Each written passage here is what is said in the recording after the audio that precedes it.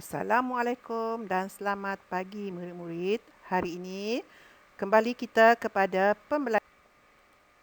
Standard kandungan yang akan kita pelajari hari ini adalah standard 5.1.1, iaitu memahami dan menggunakan golongan kata mengikut konteks. Standard pembelajarannya adalah 5.1.1.2, iaitu memahami dan menggunakan kata nama mengikut konteks tidak formal, iaitu kata nama khas. Cikgu ulang semula, kata nama khas. Baiklah, objektif pembelajaran kita hari ini adalah murid-murid akan dapat menyenaraikan ayat yang menggunakan kata nama khas dengan betul. Yang kedua, pada akhirnya nanti murid-murid akan membina ayat menggunakan kata nama khas dengan betul. Baiklah, mari kita mulakan pembelajaran kita hari ini. Kita akan belajar tata bahasa pada muka surat 12 di buku teks masing-masing. Sebelum kita belajar tentang tata bahasa ini, kita belajar memahami teks terlebih dahulu yang bertajuk Mesyuarat Warga Rimba. Mesyuarat ini maksudnya adalah perbincangan atau biasa kita sebut sebagai meeting. Itu adalah mesyuarat. Warga rimba pula adalah penghuni-penghuni hutan rimba. Rimba ini adalah hutan. Warga ini adalah penduduk atau penghuni. Okey, siapakah penghuni hutan rimba? Penghuninya adalah haiwan-haiwan. Mesyuarat ini nanti kita akan lihat bagaimana haiwan-haiwan berbincang untuk melaksanakan tugasan. Okey, kita lihat di sini. Cikgu baca untuk kamu. Okey, tajuknya adalah Mesyuarat Warga Rimba. Okay.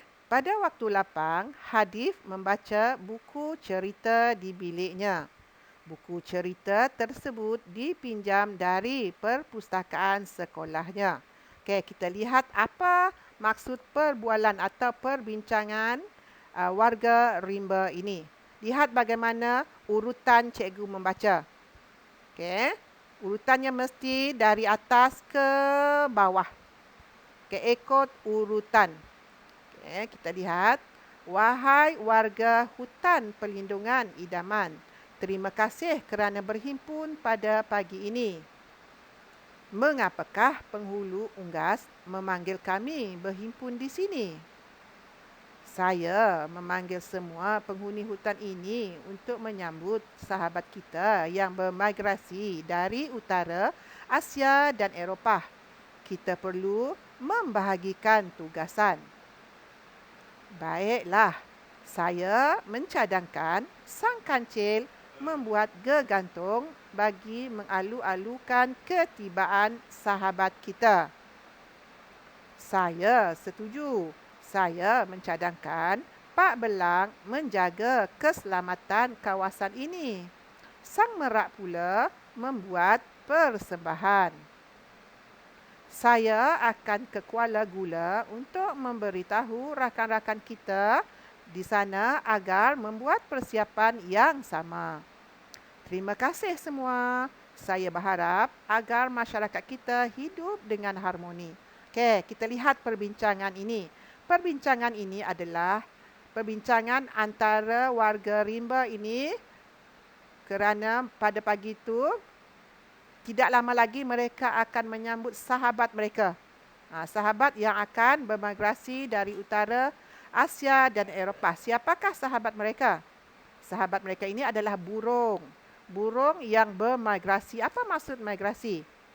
Okey, kita lihat maksud migrasi di sini adalah perpindahan dari satu tempat ke satu tempat lain.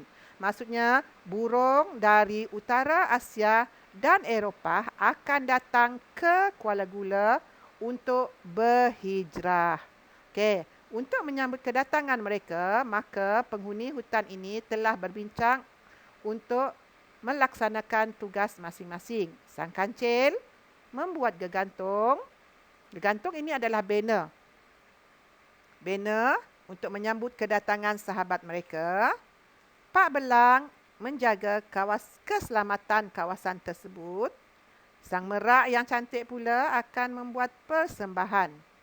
Dan sang bangau ini, burung bangau ini, dia akan pergi ke Kuala Gula untuk memberitahu rakan-rakannya tentang persiapan yang sama yang perlu dibuat di sana. Okey, baiklah. Kita pergi ke yang seterusnya. Okey. Tata bahasa yang kita pelajari pada hari ini iaitu kata nama khas. Apakah kata nama khas? Kata nama khas merujuk kepada benda, manusia, tempat dan haiwan secara khusus. Dan kata nama khas pada huruf pertamanya mesti ditulis dengan huruf besar. Okay. Pembahagian kata nama khas. Pertama, benda. Apakah benda?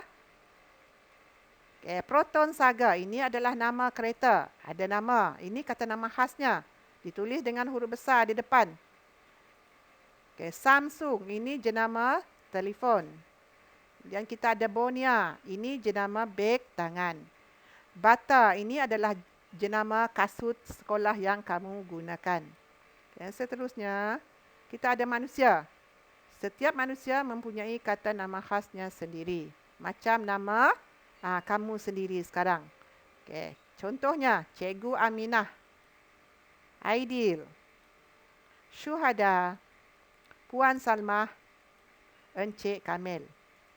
Seterusnya, kita ada tempat, kata nama khas untuk tempat. Kita ada Miri, kita tinggal sekarang. Hospital Miri, Jalan Adong, Taman Tunku, SK Sen Kelamba. Ini adalah nama tempat, nama khas untuk tempat. Seterusnya, haiwan. Kita ada sang kancil, comel, si belang, sang bedal, si putih. Okey, ini adalah kata nama khas yang ditulis dengan huruf besar. Okey, kita lihat petikan ini. Petikan ini sudah cikgu gariskan 8 kata nama khas dalam perbualan tersebut. Kita lihat yang pertama, iaitu Hutan Perlindungan Idaman. Kedua, kita ada Penghulu Unggas. Ketiga, Asia. Keempat, Eropah. Kelima, Sang Kancil. Keenam, Sang Belang. Ketujuh, Sang Merak.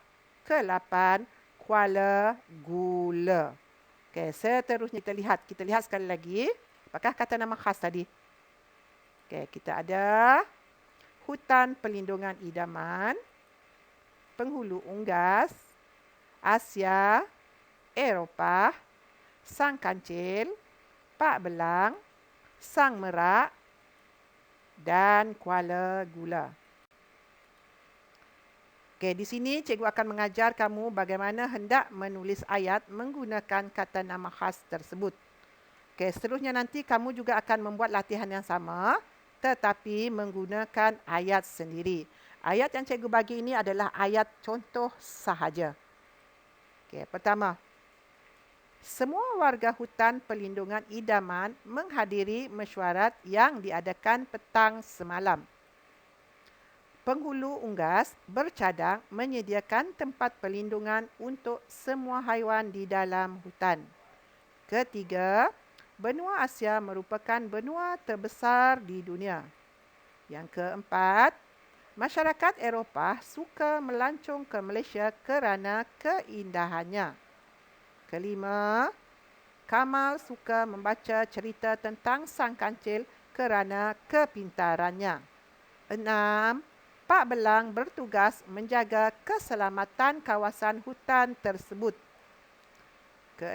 Ketujuh, persembahan tarian oleh Sang Merak telah mendapat tepukan yang gemuruh. Dan yang ke-8, kawasan hutan Kuala Gula merupakan tempat terkenal dalam kalangan peminat burung. Okey, baiklah, jangan lupa nanti apabila kamu membina ayat, mulakan ayat dengan huruf besar, diakhiri dengan tanda noktah, dan kata nama khas perlu menggunakan huruf besar juga di bahagian hadapan. Baiklah, seterusnya kita lihat pula nilai murni yang kita pelajari pada hari ini. Pertama, nilai murninya adalah kita perlu berbincang untuk menyelesaikan sesuatu masalah seperti yang dilakukan oleh penghulu unggas yang mengadakan mesyuarat tadi. Dia nak selesaikan masalah kedatangan burung-burung yang datang ke tempat mereka. Okay, yang kedua, bekerjasama untuk melakukan sesuatu kerja agar ia berjalan dengan lebih lancar seperti yang telah dibincangkan dalam mesyuarat. Okay, ini adalah dua nilai murni yang kita pelajari daripada teks yang kita baca pada pagi ini. Baiklah. Akhir kata, semoga pembelajaran hari ini memberi manfaat kepada murid-murid. Jangan lupa buat latihan nanti di bahagian Google Form yang cikgu berikan. Jumpa lagi di pembelajaran akan datang.